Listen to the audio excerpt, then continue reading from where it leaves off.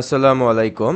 তো mission admission সিরিজের একটি নতুন পার্ট উপাংশে ভাগ শুরু হয়ে গেল অ্যান্ড আজ হচ্ছে লেকচার 1।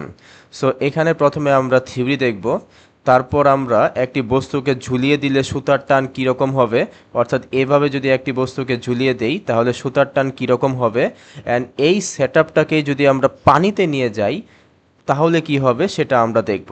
অর্থাৎ বুয়েটের এই 23-24 সালে আসা ম্যাথটাকে আমরা একটু মডিফাই করে দেখব। সো চলো আমরা শুরু করি। সো উপাংশে ভাগ। তো প্রথমে আমরা থিওরি নিয়ে আলোচনা করি। সো উপাংশে ভাগের থিওরিটা অ্যাকচুয়ালি কি, ধরে নিলাম যে এখানে একটা বস্তু আছে অ্যান্ড বস্তুর উপরে তুমি 5 নিউটন বল প্রয়োগ করলে এক্স অক্ষের সাথে 30 ডিগ্রি কোণে। এখন তুমি এটাকে নিয়ে নানা রকম অ্যানালাইসিস করতে চাও। তো অ্যানালাইসিস করতে হলে তোমরা কি করবে, এই 5 নিউটন বলটাকে তো দুটো ভাগে ভাগ করে ফেলবে অ্যান্ড তার ওয়েটা কি, যার সাথে অ্যাঙ্গেল এক্স অক্ষের সাথে যেহেতু অ্যাঙ্গেল, সেই দিকে তুমি লাগাবে হচ্ছে কস, এবং এর সাথে লম্ব বরাবর তুমি লাগাবে হচ্ছে সাইন। সো এটাই হচ্ছে উপাংশে ভাগের টেকনিক। 1 নং কেস দেখালাম, চলো আরেকটা কেস দেখাই। সো এখানে আমি যেই কাজটা করব, যে এই 5 নিউটন বলটাকে এখন আমি এই অ্যাঙ্গেলে না, বরং আমি এখন কাজ করব এই অ্যাঙ্গেলটা ধরে দেওয়া আছে 60 ডিগ্রি। তাহলে এখন যদি আমি এটাকে দুটো উপাংশে ভাগ করি তাহলে কি হবে, লেটস সি। ফর্মুলা সেম, যার সাথে অ্যাঙ্গেল ওই দিকে আমি লাগাবো হচ্ছে কস। যেহেতু ওয়াই অক্ষের সাথে অ্যাঙ্গেল, তাই ওয়াই অক্ষের দিকে এখন আমি লাগাবো হচ্ছে কস, এবং এই অক্ষের সাথে লম্ব বরাবর লাগাবো আমি সাইন। সো এইভাবেই আমরা উপাংশে ভাগ করতে পারি। আমি যদি আরেকটা এক্সাম্পল দেই তাহলে হয়তো আরেকটু ক্লিয়ার হয়ে যাবে। আমি যদি এখন 5 নিউটন বলটাকে এই বরাবর প্রয়োগ করি তাহলে কি হবে, ধরে নাও এই অ্যাঙ্গেলটা হচ্ছে 120 ডিগ্রি। তাহলে খেয়াল করে দেখো আমি এখন যেই কাজটা করব, অ্যাঙ্গেলটা কার সাথে, অ্যাঙ্গেলটা হচ্ছে এক্স অক্ষের সাথে। তাহলে যার সাথে অ্যাঙ্গেল ওই দিকে আমি ঝটপট লাগিয়ে দিব কস, এবং এর সাথে লম্ব বরাবর উপরের দিকেও লাগাতে পারি, নিচের দিকেও তো লাগাতে পারি। এবার লাগাবো কোন দিকে, দেখো এই 5 নিউটন যেহেতু উপরের দিকে তাক করে আছে, তাই আমি উপরের দিকে লাগাবো হচ্ছে সাইন। যদি এই 5 নিচের দিকে থাকতো তাহলে আমি নিচের দিকে লাগাতাম।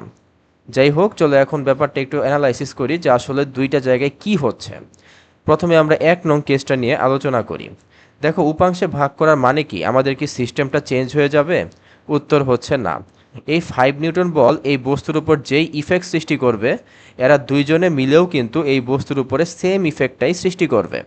অর্থাৎ যদি এমন হয় যে এই 5 নিউটন বল একটি বস্তুর উপরে এই ত্বরণটা সৃষ্টি করেছে, তাহলে এই দুইজনে মিলেও এই বস্তুর উপরে সেম দিকে সেম মানের ত্বরণই সৃষ্টি করবে। সেম কথাটাও কিন্তু এদের জন্য প্রযোজ্য। অর্থাৎ এই একা যেই ইফেক্ট সৃষ্টি করবে বস্তুর ওপর, এরা দুইজনে মিলেও কিন্তু সেম ইফেক্টটাই সৃষ্টি করবে। তো ম্যাথ করার সময় এভাবে উপাংশে ভাগ করে নিলে আমাদের অনেক সুবিধা হয়। তো চলো আমরা ডিরেক্টলি ম্যাথে চলে যাই। সো দেখো এই ম্যাথটা কি বলেছে। এই ম্যাথটা বলছে যে 40 কেজি ভরের বস্তুকে উলম্বের সাথে 45 ডিগ্রি কোণে দুটি সুতা দিয়ে ঝুলিয়ে রাখা হলো। তার মানে এটা সিনারিটা দেখতে কিছুটা এরকম হবে যে এখানে একটা বস্তু, এইভাবে একটা সুতা, এবং এইভাবে একটা সুতা, ধরে নাও উপরে একটা দেয়াল আছে। তো উপরে ছাদ থেকে এরকম দুটো সুতা দিয়ে ঝুলিয়ে রাখা হলো 45 ডিগ্রি কোণে। সো এই হচ্ছে আমার উলম্ব। সো এই হচ্ছে আমার উলম্ব রেখা, উলম্বের সাথে 45 ডিগ্রি কোণে আমি দুটো সুতাকে ঝুলিয়ে রাখলাম। তাহলে কীভাবে এই দুটো সুতার টান বের করতে হবে, অর্থাৎ এই সুতার টান হচ্ছে টি, এবং এই সুতার টানও হচ্ছে টি। দুটো সুতার টান সেম কেন, কারণ দেখো দুটোই কিন্তু 45 ডিগ্রি অ্যাঙ্গেলে ঝুলানো, এই কারণে। যদি এমন হতো এটা 45, এটা হয়তো 60, তাহলে হয়তো দুইটা সুতার টান সেম নাও হতে পারতো। বাট এইখানে আমরা একটা অ্যাডভান্টেজ পেয়ে গেছি, কারণ দুইটা সুতার যে অ্যাঙ্গেল উলম্বের সাথে ওটা সেম। আর বস্তুর ভর দেওয়া আছে হচ্ছে, আমরা জানি বস্তুর ভর mg, আর mg মানে কত, 40 গুণন 9.8 নিউটন। ওকে, সো এখন আমাদের উপাংশে ভাগ করতে হবে। তো চলো এই পুরো বিষয়টাকে আমরা এখন উপাংশে ভাগ করে ফেলি। সো আমরা কি করব, ডান দিককে এক্স অক্ষ ধরলাম এবং উলম্ব দিককে ওয়াই অক্ষ ধরলাম। দেখো এই এমজিকে কি উপাংশে ভাগ করার দরকার আছে? এ তো অলরেডি ওয়াই অক্ষের নিচের দিকে আছে, তাই না? সো একে আমার উপাংশে ভাগ করার দরকার নেই, আমি যেমন আছে সেরকমই রেখে দিলাম। কিন্তু আমি একে উপাংশে ভাগ করব। সো ফর্মুলাটা কি? এই টিটা ওয়াই অক্ষের সাথে 45 ডিগ্রি কোণে আছে, তাহলে এই বরাবর আমি লাগাবো হচ্ছে কস, এবং এই টিটা যেহেতু ডান দিকে তাক করে আছে, তাই এই অক্ষের সাথে লম্ব বরাবর এই দিকে আমি লাগাবো হচ্ছে সাইন। সিমিলারলি এখন আমি একে উপাংশে ভাগ করব, এও ওয়াই অক্ষের সাথে 45 ডিগ্রি কোণে থাকায় ওয়াই অক্ষ বরাবর লাগাবো কস, সরি, ওয়াই অক্ষ বরাবর লাগাবো আমি কস। এবং এই এই ফোর্সটা যেহেতু বাম দিকে তাক করে আছে, তাই বাম দিকে আমি লাগাবো লম্ব বরাবর সাইন।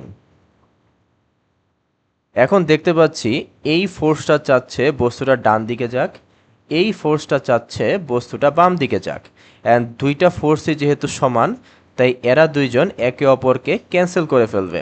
সো আমি এক্স অক্ষ বরাবর আর মাথা ঘামাবো না।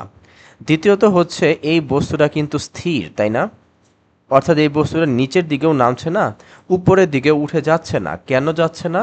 কারণ নিচের ফোর্স এবং উপরের সম্মিলিত ফোর্স সেম হওয়ায় এই বস্তুটা ওয়াই অক্ষ বরাবর উপরে বা নিচে কোনো দিকেই যাচ্ছে না। অর্থাৎ নিচের ফোর্স এবং উপরের ফোর্স, উপরের দুইটা ফোর্স আছে, তাই আমি উপরে লিখলাম দুইটা ফোর্স, অ্যান্ড এই দুইটা ফোর্স সেম। এবং এখান থেকে আমরা খুব সহজেই কিন্তু টি এর মানটা বের করে ফেলতে পারবো, 40 × 9.8। সো চলো এই ইকুয়েশন থেকে কিভাবে টি এর মান বের করতে হয় দেখি, ক্যালকুলেটরে একটু করে দেখি। সো খেয়াল করে দেখো আমার কিন্তু মিলে গেছে। এই তো টি এর ভ্যালু হচ্ছে 277.18 নিউটন, অ্যান্ড খেয়াল করে দেখো আমরা সলভ করে ফেলেছি। এখন আমরা যেরকম এই সিরিজে করে থাকি যে একটা এক্সিস্টিং ম্যাথ নেই এবং ওইটাকে একটু পেঁচাই, চলো আমরা এই কাজটা করে নেই। অর্থাৎ এখন আমরা এই বস্তুটিকে এখন পানিতে নিয়ে যাব, অ্যান্ড বস্তুর ভর দেওয়া আছে 5 কেজি। আচ্ছা 5 কেজি কেন, এখানে তো 40 কেজি দেওয়া আছে, তো আমি বস্তুর ভর এখানে 40 কেজি দিলাম। ওকে, অ্যান্ড ঘনত্ব আমি জাস্ট নতুন একটা ইনফরমেশন অ্যাড করে দিলাম, ঘনত্ব অর্থাৎ 1200 কেজি। ঠিক আছে, তো চলো আমরা দেখি কি হয়। সো এই হচ্ছে আমার সেই আগের মতো একটা ছাদ আঁকিয়ে নিলাম, এইভাবে আমি দুটো বস্তুকে ঝুলিয়ে দিলাম, সরি দুটো সুতা আর কি। আর এখানে একটা বস্তু, এর ভর হচ্ছে কত, 40 কেজি, মানে 40 × 9.8। ওজন হচ্ছে mg, মানে 40 × 9.8। এই সুতার টান টি, এই সুতার টানও হচ্ছে টি, আর যারা কিনা 45 ডিগ্রি কোণে আছে। এখন এখানে কিন্তু আরও একটা ফোর্স কাজ করবে, কেন? কারণ বস্তুটা যেহেতু পানিতে আছে, এখন আমি যেহেতু পুরো বস্তুটাকে পানিতে নিয়ে গেলাম, তাই তোমাদের কি মনে আছে একটা ঊর্ধ্বমুখী বল কাজ করে পানিতে যদি কোনো বস্তুকে ডুবাও, তাকে বলা হয় হচ্ছে প্লবতা। অর্থাৎ তুমি এখন দেখবে যে উপরের দিকে একটা প্লবতা কাজ করবে, অ্যান্ড প্লবতার ফর্মুলা কি তোমাদের মনে আছে? প্লবতার ফর্মুলা হচ্ছে ভি রো জি। মাথায় রাখবে এই রোটা কিন্তু পানির রো, ঠিক আছে?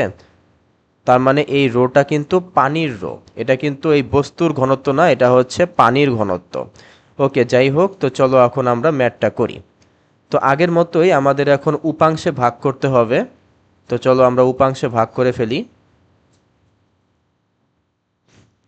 তো দেখো এটা যেহেতু ওয়াই অক্ষ বরাবর নিচের দিকে আছে, সো এটাকে এটার মতোই রেখে দিই, কষ্ট করে ভাগ করার দরকার নেই, কারণ সব কিছুকে আমি এক্স এবং ওয়াই অক্ষ বরাবর নিতে চাই। এই টিকেও আমি আগের মতোই ভাগ করে ফেলি, টি কস 45, ডান দিকে হবে টি সাইন 45। এইটাকেও ভাগ করে ফেলি, যার সাথে অ্যাঙ্গেল সেই দিকে হবে কস, লম্ব বরাবর হবে হচ্ছে সাইন, এবং এখানে আরেকটা এক্সট্রা ফোর্স আছে ওয়াই অক্ষ বরাবর প্লবতা।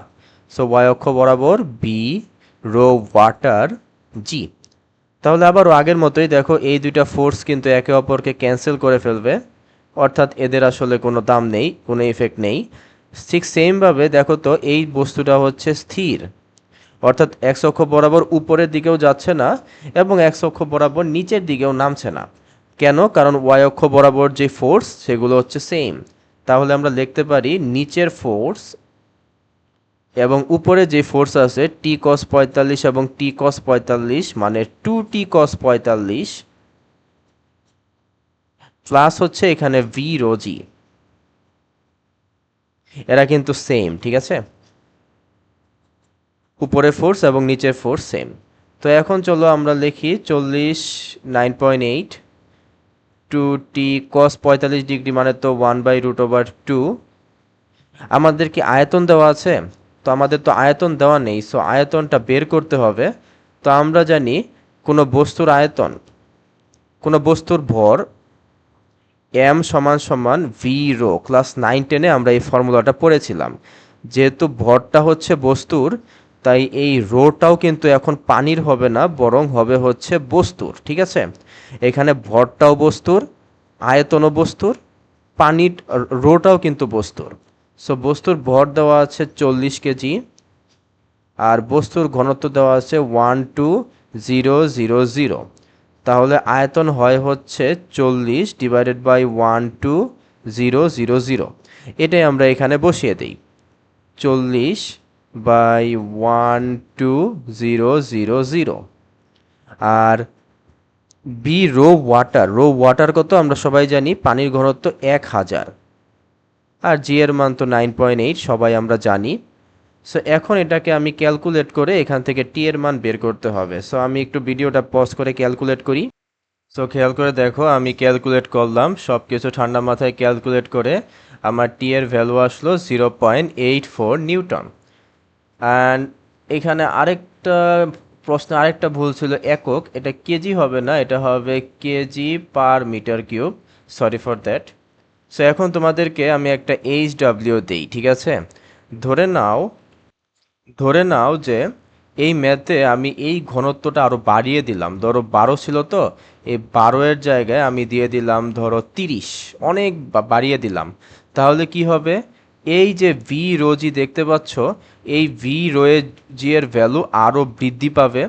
তার মানে কি উপরের দিকে ফোর্সটা যদি অনেক বৃদ্ধি পায় তাহলে কি এই বস্তুটা আর এখানে স্থির থাকবে? না তো, সে উপরের দিকে একটা ত্বরণ লাভ করবে, তাই না? সো তোমাদেরকে বের করতে হবে এই ত্বরণ is equal to what. So এটা তোমাদের একটা এইচডব্লিউ থাকবে, তোমরা এটা আমাকে করে কমেন্টে জানাও। অ্যান্ড সামনে আরও অনেক ভিডিও দিব এই সিরিজের ওপরে। সো তোমরা স্টে কানেক্টেড থাকো, নতুন হলে সাবস্ক্রাইব করো, ভালো লাগলে লাইক করো এবং বন্ধুদের সাথে শেয়ার করো। অ্যান্ড তোমরা কমেন্টে আমাদেরকে জানাও যে এই সিরিজটা কেমন হচ্ছে, কোনো ইমপ্রুভমেন্ট লাগবে কি না, আরও কোনো কিছু অ্যাড করতে হবে কি না, তোমরা ফ্রিলি আমাকে কমেন্টে জানাও। So thank you.